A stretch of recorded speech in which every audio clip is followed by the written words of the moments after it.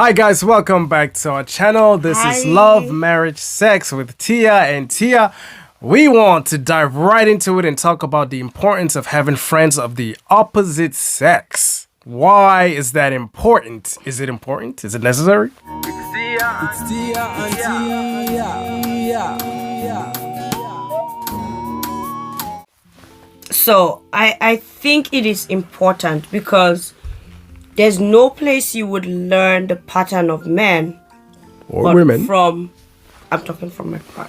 I'm talking. I think unless you are with them, you would know who they are. You would be so girly if you're only having girlfriends. When I say it's good to be girly, but again, all you do in quote with wrong friends is gossip, and you continue to build that personality in you. Now I'm just talking of a negative thing that you're building as you have just female friends. But when you add everyone together, you see both personalities. Oh, this is actually so of girls' character. This is so of boys' character. This is something that boys do not like. This is something that boys run away from. Where do you know it from? It has to be from them. It has to be either from your brothers or his friends or your male friends. So basically, if you have brothers and male cousins, then you don't need no male friends because your brothers and your cousins can be your friends. Yes, you can still have male friends because now we're going to another point if you say that. I'm just saying. No, if you want me to go for another point, I can. An observation, that's all. Another point again, if he gave me the opportunity to do that, is that if you're saying that having your brothers to learn this thing is okay. It's not a bad idea. It's not a bad idea to allow your brothers or to learn from your brothers and cousins, but they treat you like a sister. Okay? And again, another thing is having other people outside. This is the second point now. Having other people outside is a good link to a lot of people because you only be in a little circle if you're sticking to your brother's friends and his friends and your family friends, okay? But if you have your own friends, you're actually having the tendency of making decisions on your own. You're not sticking to just them. You're depending on them for this. But now I have a friend I made. This is my choice. I chose you as a friend is an emotional and psychological developmental skill, if I can say. So that is something you should know. Making friends is an art. Making friends is a skill. So if you cannot develop that skill, it is a problem that needs to be solved. So I wonder if women from various other cultures or religious backgrounds would agree with with what you just said, because there's a good amount of people on this planet where they can go their entire life without mingling or intermixing with the opposite sex and still have very successful marriages and relationships. Yes. So yes. Is it really necessary? Yes, I agree with you, but what kind of marriage are we talking about? Because success in marriage is very relative, okay? The spectrum is from A to Z, okay? Now, I still say yes, I agree that they can have a successful marriage without mingling with any man. Mm-hmm. Because you notice when most of these cultures, they teach you what to do. It's like being in school as a lawyer and you're not a lawyer, okay? Mm-hmm. But they taught you everything. So when you go in there, you can be a good lawyer. Mm-hmm. But now I think we have lost that.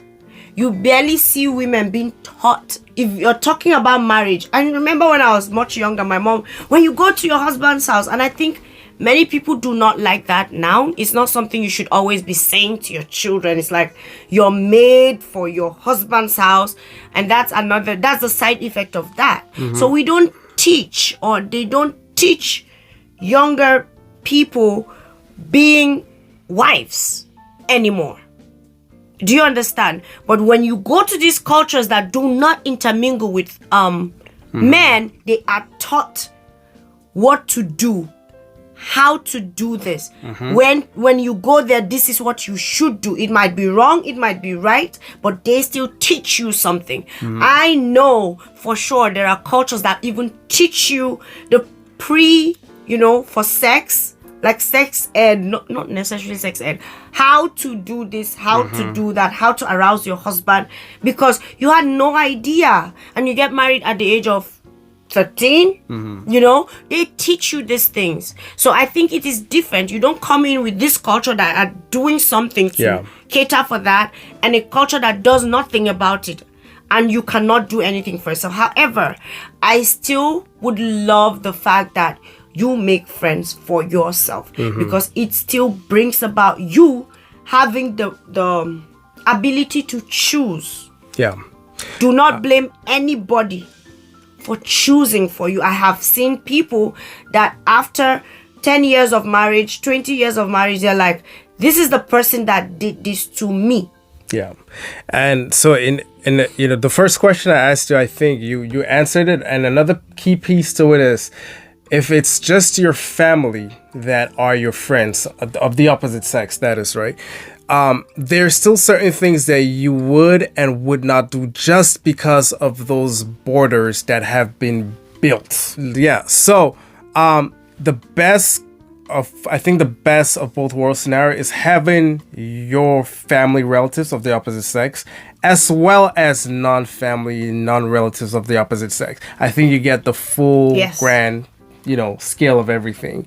But then also, like we always say, and people for some reason are always traumatized by that, but some of the best lovers are best friends, or best of friends, or great friends. So you should not, a lot of times we just build this, I don't know who started that whole movement of, okay, if this is my buddy, then we cannot go past this. Now, if both of you agree that that's what it is, fine, but let it be a natural thing. Let it not be like, okay, look, man, this is what it's going to be like, no, you cannot predict. Like emotions and life in the future are things that a lot of times we do not have full grasp or control of. So for you to come in day one and say, all right, I'm drawing the line here, you might be doing yourself a disservice. Something to think about. I agree with you. See, male friends, I feel they teach you a lot. I don't care if they're cousins or friends, but you learn a lot from them.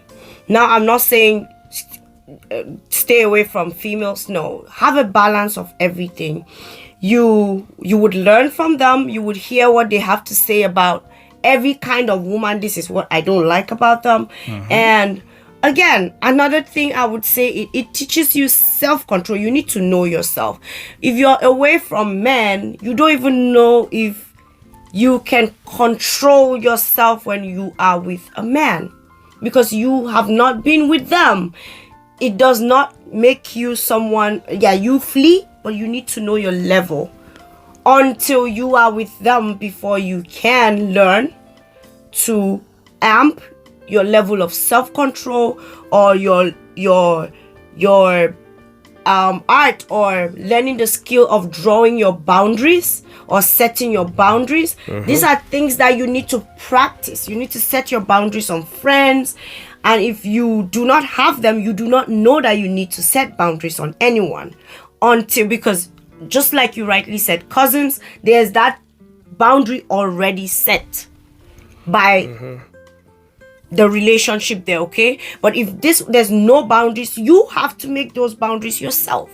And you learn to do these things by having them, and this will help you in the long run. Honestly, this is my opinion here. Agreed. All right, so I think we've said enough on this. Let us know what your thoughts are on this topic, and please like, subscribe, and we'll catch you at a later video. God bless. Thank you, guys. It's Tia and Tia.